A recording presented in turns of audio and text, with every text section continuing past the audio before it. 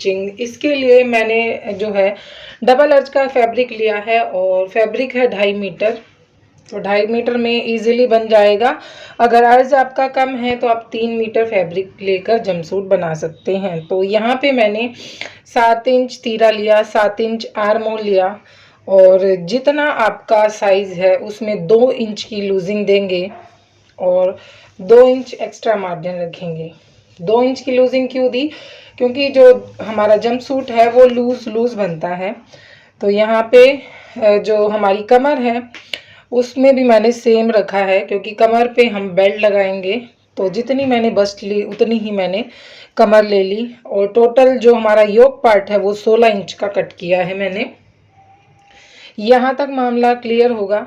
हम जो है नेक इसमें हमारा जो डबल कॉलर बोल सकते हैं जिसको हम, या कॉलर वाला नेक आप बना सकते हैं।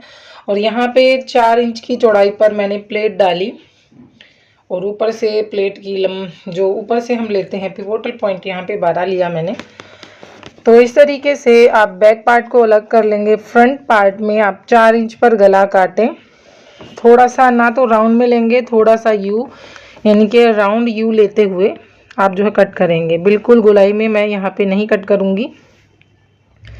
तो इस तरीके से यहाँ पे आपकी कॉलर आएगी और सेंटर में मैं इसको कट कर दूँगी। आप चाहें तो छोटा कट भी लगा सकते हैं, लेकिन हमें इसको पूरा काटना होगा क्योंकि जंपसूट है उसकी ओपनिंग यहीं से होगी। कॉलर वाला है ये, क्योंकि अगर ये जिपर वाला होता तो बैक में जिप दे देते। तो ये हमारा कॉलर का है तो इसमें यहाँ से फ्रंट ओपनिंग हम रखेंगे। अब बारी आती है जो नीचे से इसका प्लाजो बनेगा। तो जितना आपका हिप है उसकी जो उसमें जो है आप 4 इंच ऐड कर लें। और यहाँ पर देखिए क्रोच एरिया जो है, जितना आपका क्रोच एरिया है उसमें आप जो है 4 इंच बढ़ा लें और इस तरीके से क्रोच एरिया जो है 2.5 इंच की चौड़ाई पे मार्क कर दें। टोटल लेंथ आप देख लें तो मेरी टोटल लेंथ 52 थी तो मैंने 15 इंच निकाल दिया। तो इस तरीके से आप पूरी लेंथ ले लें। 2 या 3 इंच आप एक्स्ट्रा लेकर चलें। तो एक बार जो नाप के लिए मेरे पास आया था उससे भी मैं मेज़र कर लूँगी कि जो हमारा प्लाजो बनेगा उसकी लेंथ सही आ रही है या नहीं। तो यहाँ पे देखिए इसकी जो लूजिंग है नीचे से आपको पैंट की तरह रखनी है या खुली रखनी है, वो आप अपने हिसाब से मोहरी को रख सकते हैं। तो यहाँ पे मोहरी का मैंने निशान लगाया 5-5 इंच पर दोनों साइड सेंटर का मार्क करके। और जैसे हम प्लाजो कट करते हैं सेम एज इट इज़ हमको इसको कट कर लेना है।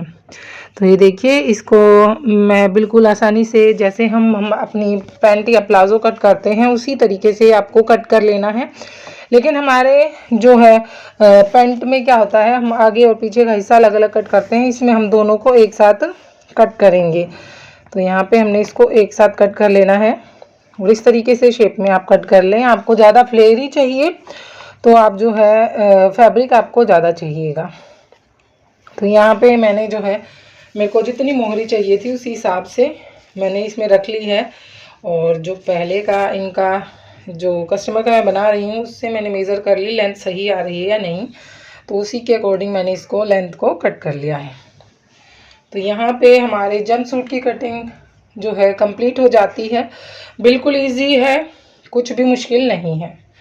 अब हम इसकी स्लीव्स कट करेंगे। स्लीव्स में मैं थोड़ा शोल्डर पफ डालूंगी, तो वो भी मैं आपको बता दूंगी कैसे कट करनी है। तो विंटर्स हैं तो हम जो है फुल स्लीव्स ही रखेंगे इसको। और यहाँ पे मैं सेंटर मार्क कर दूंगी। दोनों तरफ आपको सेंटर मार्क करना है क्योंकि यहाँ पे हम प्लेट डालेंगे। तो प्लेट डालने के बाद जो लुक है वो काफ़ी अच्छा आता है। और अब जो कपड़ा बचा हुआ है उसमें से मैं स्लीव्स निकालूंगी। तो जो पहले बना हुआ है उसमें स्लीव की लेंथ मैंने नाप ली और फिर जो है हमें जो स्लीव्स बनानी वो सिंपल नहीं बनानी है, तो वो मैं आपको बताऊंगी कि शोल्डर पफ स्लीव्स आप कैसे बनाएंगे। तो जितनी आपकी स्लीव्स की लंबाई है पहले वो मेज़र कर लें। मोड़ने के लिए आपको जो 1.5 इंच एक्स्ट्रा रखना है वो भी आप रख लें। तो यहाँ पे टोटल 23 इंच के आसपास मैं जो है स्लीव्स की लेंथ रखूँगी। और यहाँ पे जो कस्टमर है उसकी स्लीव्स की लेंथ 23 है, तो 1.5 इंच छोड़ते हुए और जो कि स्लीव्स की मोहरी है उसमें 1.5 इंच एक्स्ट्रा लेते हुए मैंने निशान लगा दिया। यहाँ पे देखिए जो स्लीव्स का हाफ है वहाँ पे निशान लगाते हुए बाकी जो 4 से 5 इंच एक्स्ट्रा था उसको इस तरीके से आपको मैच करना है और 1-1 इंच पे आपको इस तरीके से निशान लगा लेने हैं। और अब मोहरी पे मैं मिला दूंगी जैसे हम नॉर्मल स्लीव कट करते हैं, यहाँ तक ऐसे ही है, बस ऊपर जो है 5 इंच एक्स्ट्रा कपड़ा लिया मैंने, स्लीव्स का आधा किया और इस तरीके से शेप दे दी। जो हमने 1-1 इंच पे निशान लगाए थे उन पे छोटे छोटे कट लगा देंगे। ये कट क्यों लगा रही हूँ, यहाँ पे प्लेट्स आएंगी 1-1 इंच पर, 3 से 4 प्लेटें आएंगी और ये काउल बन जाएगा। शोल्डर की तरफ हमने इन प्लेट्स को डालना है। जब हम इसको स्टिच करेंगे तब आपको इजीली समझ में आ जाएगा। तो यहाँ से मैंने फ्रंट स्लीव्स की जो है शेप भी दे दी है। अब आइए चलते हैं मशीन पर। तो पहले हम नेक बना लेते हैं। तो यहाँ पे देखिए जो फैब्रिक साइड से बचा था उसी में से हम जो है नेक बनाएंगे। तो सामने की जो पट्टियाँ हैं वो बनेंगी, तो इसी को सेम एज इट इज़ रख के हम जो है फ्रंट की पट्टियाँ बना लेंगे। तो आप अलग से भी कपड़ा ले सकते हैं, वो आपकी मर्ज़ी है। तो यहाँ पे पट्टियों को आप सीधी साइड रख के अंदर की साइड जो है फोल्ड कर देंगे। तो जिस शेप में कटा हुआ है मैंने उसी शेप में ले लिया, क्योंकि हम डबल कॉलर रख रहे हैं तो उसमें ये काम आएगा। तो एज इट इज़ आपको रख के यहाँ पे स्टिच कर लेना है इसको। थोड़ा सा नेक की मैंने गहराई कर दी है यहाँ पे। तो इस तरीके से देखिए, मुझे थोड़ा सा छोटा लग रहा था नेक, तो मैंने थोड़ी नेक की गहराई कर दी है। अब जो है हम फ्रंट में पट्टियाँ जोड़ेंगे। तो फ्रंट में पट्टी ऊपर रखकर आपको अंदर की तरफ मोड़नी है, जैसे हम ब्लाउज़ में पट्टियाँ लगाते हैं सेम उसी तरीके से आपको प्लेकेट बना के रेडी कर लेना है। तो दोनों में मैं जो है इसी तरीके से प्लेकेट बना लूँगी।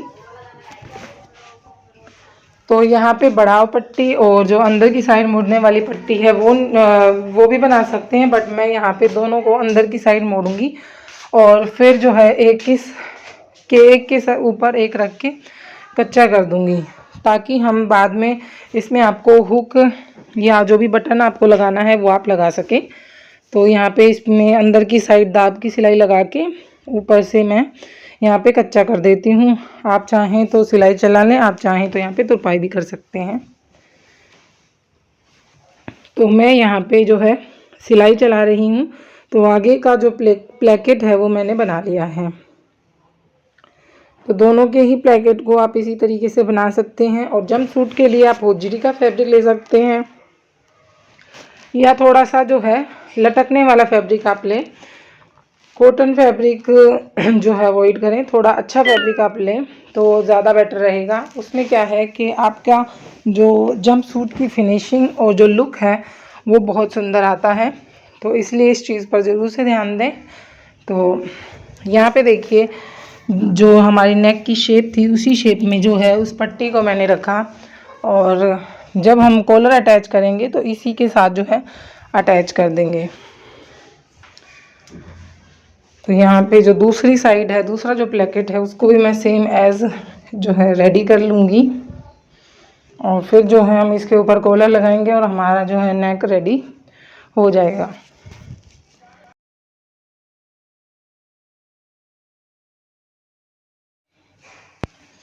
तो इस तरीके से दोनों प्लेकेट आप बना लेंगे और जो हमारा राउंड में नेक है उस पे हम जो है अब कॉलर लगाएंगे। तो कॉलर की कटिंग जो है मैं आपको बताऊंगी। तो उसके लिए आप पहले जो है अपना जो नेक है उसके दोनों शोल्डर को आप जोड़ लेंगे, बैक और फ्रंट के। तो यहाँ पे देखिए जिस शेप में जो पट्टी हमने निकाली थी उसको मैंने एज इट इज़ रखा, ताकि जो है हम जब कॉलर लगाएंगे तो नीचे जो है हमें कपड़ा लगाने की ज़रूरत ना पड़े। और अब जो है एक के ऊपर एक रख के प्लेकेट को इस तरीके से कच्चा कर दूंगी मैं, क्योंकि बाद में यहाँ पे हुक लगेंगे। तो हम बस इतना ही स्टिच करेंगे, पूरा स्टिच नहीं करेंगे। तो अब बारी आएगी हमारी कॉलर लगाने की। तो पहले मैं जो है कॉलर कट कर लेती हूँ, और जो है उससे पहले हम शोल्डर जॉइंट कर लेंगे। तो मैंने बैक का नेक कट नहीं किया था, तो केवल 3.25 इंच पे निशान लगा के केवल 1 इंच की गहराई से आप बैक नेक कट कर दें। तो इस तरीके से बैक नेक मैंने कट कर दिया है, थोड़ा शोल्डर भी डाउन कर दिया है। और बैक में भी मैंने सेम जो प्लेट्स फ्रंट में डाली वही हम बैक में भी डालेंगे। तो और जब हम अपने प्लाज़ो और इसको जोड़ेंगे योक पार्ट को, तो ये जो प्लेट्स हैं वो आपस में मिलनी चाहिए, वो मैं आपको बता दूंगी आगे। तो देखिए इस तरीके से हम इनके शोल्डर अटैच कर लेंगे, दोनों योक पार्ट के बैक और फ्रंट को इस तरीके से अटैच करना है। सिंपल है, जब भी हम कॉलर बनाते हैं तो इसी तरीके से करते हैं। तो जल्दी से हम जो है कॉलर अटैच कर लेते हैं। उसके लिए आपको क्या करना होगा, आपको जो है गले को नापना होगा। शोल्डर अटैच करने के बाद आपका जो गला है वो कितना है, तो ये मैं जो टक्स रह गए थे बैक में वो भी साथ ही साथ लगा लेती हूँ, ताकि आपका योक पार्ट जो है वो साथ ही साथ रेडी हो जाए। फिर हम इसका नीचे वाला पार्ट रेडी करेंगे।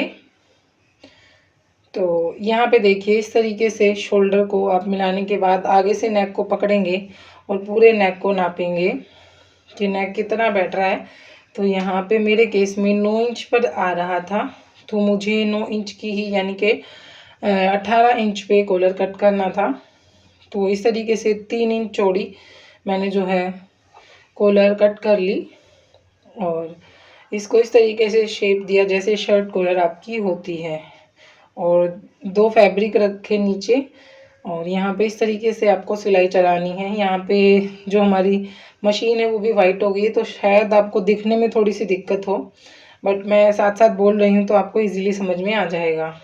तो जो नीचे जो कपड़ा है वो डबल है और आपको बुकरम पे सिलाई बिल्कुल पास पास लगानी है, मतलब बिल्कुल ना ही किनारा छोड़ के, बिल्कुल किनारे पे लगानी है आपको। और इस तरीके से जो है एक साइड आप इसकी फोल्ड कर लेंगे, छोटे छोटे कट लगा लेंगे और एक साइड जो है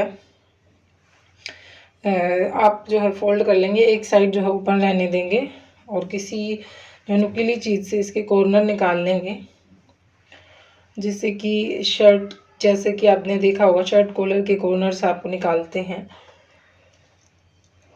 तो यहाँ पे कॉर्नर निकालने के बाद मैं जो है एक साइड से इसको फोल्ड कर लूँगी और एक साइड ओपन रहने दूँगी। जो हमने ओपन रखी है उसको हम जो है जो हमारा योक पार्ट है उसके ऊपर अटैच करके सिलाई लगाएंगे। तो वो हम देख लेते हैं कैसे। तो आ जाइए, अब हम नेक जो है बना लेते हैं। तो वहाँ से नेक से हमें स्टार्ट करना है। तो सिंपल शर्ट कॉलर आप इस तरीके से बना सकते हैं। अगर आप डबल कॉलर में बनानी है तो 2 इंच छोड़ के आप जो है कॉलर को लगाना स्टार्ट कीजिए। मैंने एक वीडियो डाली है डबल कॉलर में, कोट कॉलर भी जिसको बोलते हैं, कोट कॉलर कुर्ती, तो आप वो वीडियो देख सकते हैं। ये यहाँ पे शर्ट कॉलर बना रहे हैं हम, पर ये डबल कॉलर का भी लुक देगा जब अगर आप जो है बटन इसके खुले रखेंगे, तब 2 बटन खुले करने पर ये डबल कॉलर का भी लुक देगा। और आप चाहें तो इसको जो है शर्ट कॉलर का लुक दे सकते हैं पूरे बटन बंद करके। तो यहाँ पे बटन की जगह मैं लगाऊंगी हुक्स। आप देखिए जो सिलाई आपने लगाई उस पर छोटे छोटे कट लगा दें, ताकि दूसरी सिलाई जब ऊपर की साइड आए दबाते हुए तो आपकी कॉलर में बिल्कुल भी झोल ना आए। तो यहाँ पे देखिए इस तरीके से दबाते हुए आपको जो है कॉलर को सेट कर लेना है। आई होप आपको समझ में आ रहा होगा कि ये जंप सूट आप कैसे स्टिच कर सकते हैं। आप चाहें तो यहाँ पे पोट नेक भी रख सकते हैं, आप चाहें तो बैन कॉलर भी लगा सकते हैं, आप चाहें तो कोट कॉलर भी, और आप चाहें तो कोई भी राउंड नेक बना सकते हैं अपने जंप सूट में। तो जो मेन कटिंग होती है वो ज़्यादा सीखने वाली होती है। तो कॉलर आपको अगर कॉलर बनाने में दिक्कत हो रही है तो आप पहले जो है सिंपल नेक में ट्राई कर सकते हैं, अदरवाइज़ इतना कोई मुश्किल नहीं है। मैंने एक एक स्टेप जो है इजीली समझाया है आपको। और यहाँ पे देखिए कोई कॉर्नर अगर ना निकला हो तो आप जो है जो सिक्योरिंग जो आपकी सिक्योर पिन होती हैं उससे आप जो है इसको सेट कर सकते हैं। तो यहाँ पे मैं ऊपर से दाब की सिलाई लगा रही हूँ पूरी कॉलर के ऊपर, कॉलर हमारी लग चुकी है। अब हमारी बारी आती है स्लीव्स बनाने की, और उससे पहले हम बनाएंगे अपना प्लाज़ो। और प्लाज़ो में सबसे पहले हम डालेंगे अपना जो प्लीट्स है उनको डालेंगे। और प्लाज़ो में मैं यहाँ पे जोड़ रही हूँ क्रोच एरिया। तो दोनों जो है पार्ट हैं, जो बैक और फ्रंट, उनका क्रोच एरिया आपको जोड़ लेना है। और जब भी मैं क्रोच एरिया जोड़ती हूँ तो 1.5 इंच छोड़ देती हूँ, क्योंकि फिर आसन को इकट्ठा सिलती हूँ लास्ट में। तो सेम वही चीज़ आपको ध्यान रखनी है। और यहाँ पे देखिए, ये जो हमने डाट लगानी है उनको बड़ा ध्यान से लगाएंगे, क्योंकि जो योक पार्ट में डाट लगी होंगी सेम उसी तरीके से आपको यहाँ पे डाट लगानी है। अगर ये प्लेट्स मैच नहीं होती हैं तो देखने में बहुत ही गंदी लगती हैं, तो इस चीज़ का खासा आप ध्यान रखिए। तो देखिए, क्रोच एरिया 1.5 इंच मैंने छोड़ दिया और फिर से मैं वापस सिलाई को ले गई हूँ। पक्का कर दिया है मैंने क्रोच एरिया को, और 1.5 इंच मैं हर बार छोड़ती हूँ, क्योंकि फिर जो है बाद में जब फाइनल सिलाई हम लगाते हैं तो उसमें जो आसन की सिलाई जो है इकट्ठी हो जाती है, जिससे कि आपका जो है प्लाज़ो वगैरह उठता नहीं है। यहाँ पे ये चीज़ आप समझ गए होंगे। डाट लगा लेते हैं आगे और पीछे की दोनों, और उसके बाद जो है हम अपने प्लाज़ो और योक पार्ट को अटैच कर देंगे। तो आपको इजी रहेगा इस तरीके से आपको स्टिच करना। तो यहाँ पे देखिए, दोनों तरफ डाट लगाने के बाद आप जो है योक पार्ट से इसको अटैच कर दें, क्योंकि अगर आपकी जो सिलाई है जो मैच नहीं हो रही है योक पार्ट की डाट और नीचे प्लाज़ो की डाट, तो आपको दोबारा जो है सिलना पड़ सकता है। तो यहाँ पे मैंने जब योक पार्ट को रखा तो थोड़ी सी मेरी सिलाई मिसमैच हो रही थी, तो मैंने डाट को दोबारा लगाया था। तो आप ये चीज़ पहले से ही देख लें। तो अब योक पार्ट को और जो है हमारा प्लाज़ो है उसको आप रख के सिल लें, क्योंकि फ्रंट और बैक इसमें सेम ही है, तो इसमें कोई देखने वाली चीज़ नहीं है प्लाज़ो में। तो इस तरीके से रख के आप जो है जंपसूट को अटैच कर सकते हैं। देखने में ये मुश्किल लगता है, लेकिन सिलने में ये बहुत इजी होता है। आई होप आपको समझ में आ रहा होगा। कोई भी स्टेप अगर आपको नहीं समझ में आए तो मुझे कमेंट सेक्शन में आप ज़रूर से लिखें। और यहाँ पे देखिए, प्लेट्स को मैंने मैच किया है, थोड़ी सी आगे लगी हुई थी, जिससे ये दिखने में बहुत खूबसूरत लगेगा। इसी तरीके से दोनों आप जो है जोड़ लें।